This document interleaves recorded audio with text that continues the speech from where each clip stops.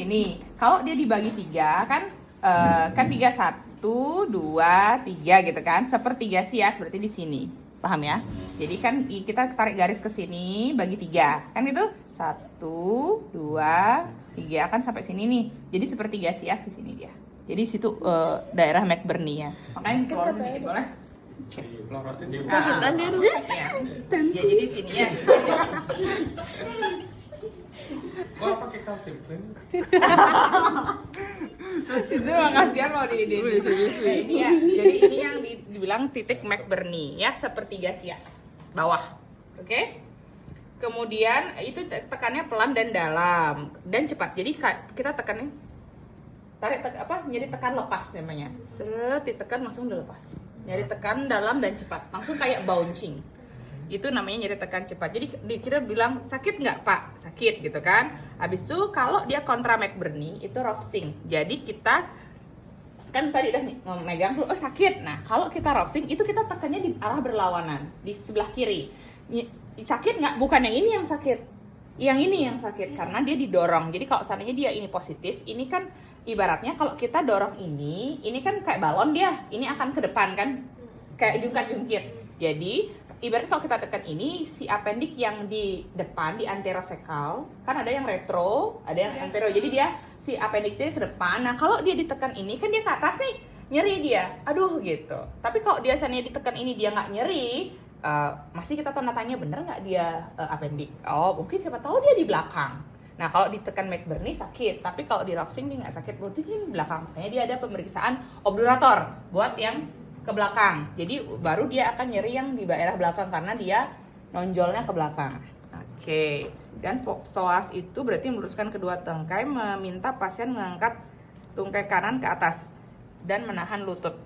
Nih, yuk. Nih. Ini kan kita ngeceknya kan kita titik fokus appendix itu kan daerah sini ya. Jadi kalau kita angkat, ayo gini. Kalau gini sakit dia. Kalau orang benar harusnya itu lurus dulu kakinya. Relax. Naik atas, tekuk. Cut. Jadi atas dulu. Jadi gini. Naik dulu Pak. Baru kita tekuk. Set. Gitu. Jadi dia nanti di sini nyeri. Itu psoas ya.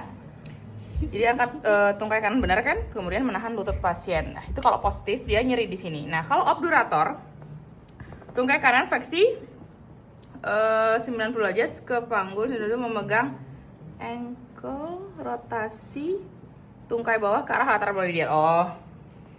Terus kemudian kasih lutut. Nah, kemudian dirotasi medial lateral. Jadi dia kita obturator tuh ini kalau kita femur itu ada kan bontolnya tuh, itu dia kan kiri kanan dia itu dekat sama McBurney. Jadi kalau seandainya dia meradang diputar sakit. Jadi pada saat psoas dia cuma lurus aja tekuk, sedangkan kalau obturator biasanya kita langsung kiri kanan. Boleh mau diulang lagi, saya mau periksa psoas. Sakit nggak Pak? Nggak, saya mau periksa obturator. Belok kiri, belok kanan. Medial lateral gitu aja. Oke, kemudian rectal toucher di tempatmu, toucher.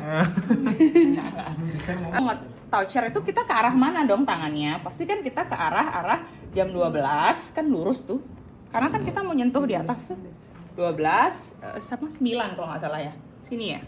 Daerahnya 9, kan karena McBurney kan di sebelah kanan di tempat 9 sama 12. Ya, kalau dia posisinya miring kan nggak 9 12 dong, berarti dia angkanya di kalau jarum jamnya muter ke sana berarti kan 12 sama 3 ya kan? Paham kan? Jadi kalau litotomi dia posisinya kita harus hafal McBurney-nya itu di mana. Oh, kalau di kanan ya berarti kan arah kita mencarinya kan memang searah jarum jam. Kita kalau rectal tussle biasakan semuanya tetap diperiksa. Jadi dari depan kita lihat sphincter ani semua sampai muternya arah jarum jam dulu seret gitu. Bukan hanya 9 dan 12 saja dicek. Tapi biasanya nyerinya di sana gitu loh. Jadi tetap daerah 9 sakit nggak? Jadi ditekan dia. Sakit nggak Pak? Terus nanti di atas sakit nggak? Jadi benar-benar kayak ditekan di atas.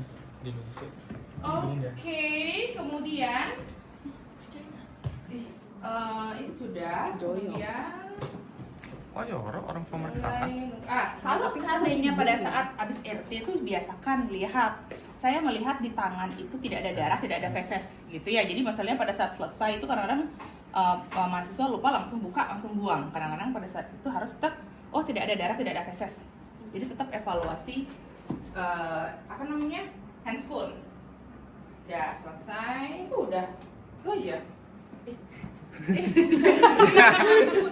Mandal ya. Nyobain dong. Oh iya Pak. Oke. Ya, jadi itu ya, jadi cobain boleh sama temen-temennya untuk appendix. Enggak, belum, ini kan masih appendix dulu. Satu-satu. Ada nggak yang bingung kalau yang roasting? Jadi kalau abis meriksa appendix. Ini kan seperti di sini dia. Iya, di sini dia yang di tes untuk finger test. Ya, coba lihat. Bukan yang finger testnya ini. Jadi melakukan palpasi daerah telunjuk ini pada skrotum, masukkan jari telunjuk ke arah lateral tuberculum pubicum. Nih, jadi sini kemudian sampai inguinalis internus. Baru mendorong isi hernia menonjol ke alun ini. Gitu. Bener ya? Terus kemudian kalau semen test, jadi dia jari tangan di sias kiri di sini di daerah tuberculum pubicum, kemudian meminta pasien untuk mengejang. Jadi kalau dia kan berdiri gini kan, disuruh pegang dia gitu, jadi kita pegang kayak 3 jari, dia ada tonjolan nggak? Kalau seandainya enggak, ini tangan hernia kanan pakai tangan kanan, hernia kiri pakai tangan kiri. Ada nggak dia menonjol di daerah inguinal? Kalau thumb test menjelaskan ibu gari di anulus inguinalis internus. Jadi kan ini inguinal kan? Yeah. Nah, jadi ada yang internus, ada externus. Di situ kita pegang. Dan anulus femoralis. Itu titiknya. Coba kita nyari anatominya itu yuk. Setelah itu pakai 3 jari itu maksudnya satunya di eksternal, inguinal, femoral gitu. Jadi kan dia ada 3 lubang di sana, sehingga pada saat waktu ngejan itu gitu, yang mana yang nonjol, apakah yang di internal, eksternal, atau yang di femoral gitu. Terus kalau yang ini memang ada tuh yang di daerah tonjolan tuh dipegang di sini telunjuknya. Ada di gambar yang aku share tuh. Jadi kalau misalnya batuk gitu. Jadi pada saat dia berdiri itu biasanya, pada saat dia berdiri kita pegang. Kalau enggak ya susah sih, kalau dia terlentang biasanya bisa aja sih. Tapi di checklist disuruh berdiri apa terlentang? 3 jari itu maksudnya kita ngeletakinnya di tempat anatomi anulus inguinalis, externus sama si femoral. Terus pakai jari pakai ini. Terus kalau thumb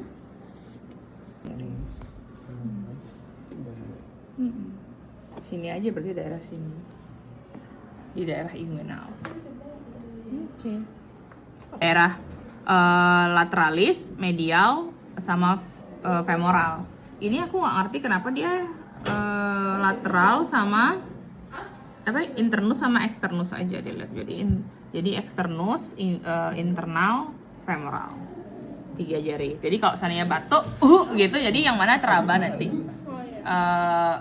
Yang di antara 3 ini, yang teraba mungkin di tengahnya kita pegang, 3 pegangnya. Jadi yang tangan yang jari keempat ini kita pegang di femoral, satunya lagi di eksternus, di medial tuh berarti internal, yang satunya eksternus mungkin di daerah lateral. Itu dipegang. Internus, lingualis. Enggak, inguinalis externus, inguinalis internus, baru femoral. Femoral berarti 3. Kan internus, externus, femoralis. Ini loh ada tonjolan ke bawah nih kan. Ya, jadi kita ikutin dia arah terowongannya itu. Terowongan itu kan nanti dia masuk ada usus ke sana. Jadi anulus itu kan kayak cincin gitu kan. Kita masukin kelingking boleh kalau anak kecil, kalau kita dewasa pakai tangan jari telunjuk kan. Masukin di sini. Disuruh batuk gitu kan. Kalau dia nyentuhnya itu di ujung jari. Nah, kalau dia nyentuhnya itu di ujung jari kan pada saat dia ngeden tuh kan Nah, sekarang ternyata tonjolan itu nunjuknya gitu. Jadi nonjolnya di ujung jari, berarti dia adalah hernia inguinalis lateral. Di ujung jari ya. Tapi kalau dia nya di sini dia kesentuh di daerah pinggir samping telunjuk kita, ya telunjuk samping jari kita yang kanan nih, berarti inguinalis medial. Gitu. Jadi kan pada saat kita masuk terowongan ini kan suruh ngejan tuh. Sekarang tergantung nih tonjolannya yang jebol itu apa di ujung jari yang berasa atau yang samping. Kalau sampingnya yang merasa kedorong berarti dia medialis. Kalau dia ujung depan berarti inguinalis yang lateral. Iya. Gitu ya. Itu baru yang finger test. Oke. Nah, kalau ini dia di GT2 di deep ring angulus. Nah, ini dia berarti di daerah sini benar dan di bawah 3 nih. Jadi, yang pertama adalah internal ring inguinal baru eksternal. Jadi benar eksternal itu paling bawah. Jadi internal, eksternal, femoral. Iya. Ya, gitu. Internal, eksternal, femoral. 3. Internal di sini internal ring nih di atas. External ring kita lihat ini dia. Terus mana dia femoral nggak diraba ya? Nih di 3 femoral. Kok nggak di sini jelasin? Enggak kelihatan. Jadi dia di sana dia jadi internal, eksternal, femoral. Ya bilang aja gitu deh dulu. Deepnya di daerah situ. Internal, eksternal, femoral. Langsung kerasa. Jadi kalau seandainya dia mengedan kerasa di kali 2 berarti lateral. Kalau seandainya dia kerasa di daerah 4 berarti dia femoral. Gitu.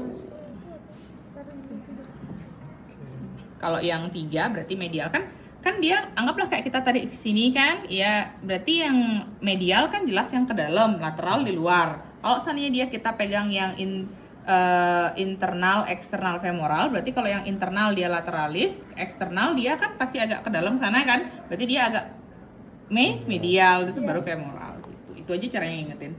Jadi nanti soalnya biasanya yang keluar itu pasien datang dengan keluhan menonjol di daerah inguinal. Dilakukan Zeeman test, teraba benjolan di digiti 3. Hernia apakah itu? Hernia medialis. Ya, kayak gitu.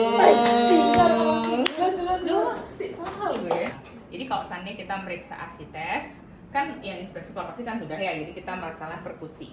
Jadi shifting dullness. Jadi kalau seandainya kita mulainya dari umbilikal, kita dari umbilikal kita turun ke bawah, kita berharap pada timpani keredup kan, tung tung tung tung tung dep gitu kan. Jadi mungkin di situ dia batas ada air. Oh di sini airnya, sorry, ini di sini airnya. Suruh pasiennya putar ke sebelah kiri. Ayo putar, dung gitu kan. Nah kita tunggu sekitar 1 menit kalau nggak salah 1-2 menit. Diceknya berapa menit ya? Disuruh tunggu. Ada. Pokoknya suruh tunggu beberapa saat. Karena kita kasih waktu air yang di kanan ini pindah ke bawah. Jadi kalau seandainya dia tetap dullness berarti bukan ASI test, berarti dia ada tumor atau apa sehingga dia tetap ada massa di sana. Tapi kalau dia dari yang tung tung tung depnya ini berubah menjadi tung tung tung lagi, bukan tung tung sahur, tung tung tung lagi, berarti itu benar ASI test karena si airnya sudah pindah ke bawah. Gitu ya, itu baru tes shifting dullness. Kalau tes undulasi, ada tes undulasi? Ada. Ya. Kalau tes undulasi kita anggap dia ini seperti balon, kan? Balon, kemudian ini kan perutnya ada air di bawah. Jadi dia kan kembung banget tuh. Jadi kita tuh tesnya gini, twing twing. Ya kalau kita normal ditekan di bawah, ini kan tidak ada perlawanan. Kalau dia balon murni kayak kita megang balon, dipegang twing di sini, dia di sini pasti doeng gitu dia. Apa kayak tonjolan air. Jadi kalau dipukul di sini, dia akan nonjol sini, pukul sini, tonjol sana gitu. Jadi kayak orang dung gitu. Jadi seperti air kayak balon karena dia penuh isi air. Kalau dia ASI testnya grade 1-2 susah kita ngecek karena biasanya pakai USG dia diginiin pun nggak kerasa. Kalau shifting dullness masih bisa ASI test grade 1-2. Grade 2 tapi kalau grade 3-4 yang benar-benar per magna jadi benar-benar air aja isinya, tidak ada udara sama sekali. Tidak ada gas sama sekali, diginiin seperti balon baru bisa. Jadi ASI test kan ada grade 1, 2, 3, 4 yang benar-benar air aja isinya. Itu baru bisa dites undulasi. Jadi nggak semua bisa dites undulasi. Oke, jadi jangan heran saya ASI tes dok di USG misalnya ada hasil ASI tes terus kita cek pasiennya, susah kita cek ASI tes kalau seandainya undulasi untuk grade 1-2. Kalau untuk grade 4 gitu baru bisa. Shifting dullness bisa kalau di 3-4 sih. Kalaupun yang masih minimal 1-2 juga susah sih ngebedainnya. Gitu. Pokoknya selalu start dari umbilical. Oke. Itu